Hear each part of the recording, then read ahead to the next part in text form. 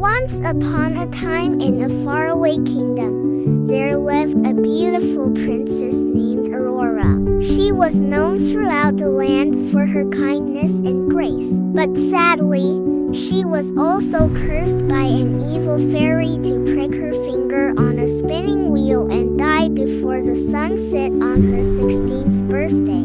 On the day of her birthday, Aurora was in a terrible mood. No one was allowed to bring her a spinning wheel as a gift because she had a horrible accident with one the year before. Instead, she got a lovely tiara from her best friend, the king's daughter, and a beautiful harp from her father, the king. As the afternoon wore on, Aurora began to feel very sad. All the other girls her age were out celebrating, but she had to stay in her room because of the curse. Just as she was about to give up hope, her animal friends came to cheer her up. They told her that they had heard of a magical spinning wheel deep in the forest that could break any curse. Though she was scared, Aurora knew she had to try. If she didn't, she would die before the sun set. So she thanked her animal friends for their help and went into the forest to find the magical spinning wheel. After walking for a while, she came across a clearing, and in the middle of it was a beautiful cottage made of gingerbread. Excited, she ran to the door and knocked. A little old woman opened it and invited her in for tea. When Aurora explained to her why she had come, the old woman said, "I have just what you need."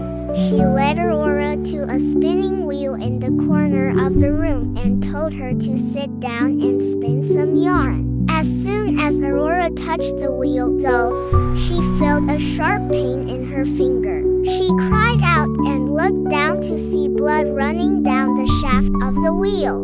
The old woman cackled and said, "You foolish girl, I am an evil witch and this is no magical wheel. This is a wheel of pain." Aurora screamed for her animal friends, but they couldn't hear her over the sound of the wind. Just when she thought all hope was lost, her Prince Charming appeared and fought off the witches, bats, and wolves. He took the wheel back to the castle and placed it in the courtyard. Then he went to see Aurora, who had fallen fast asleep.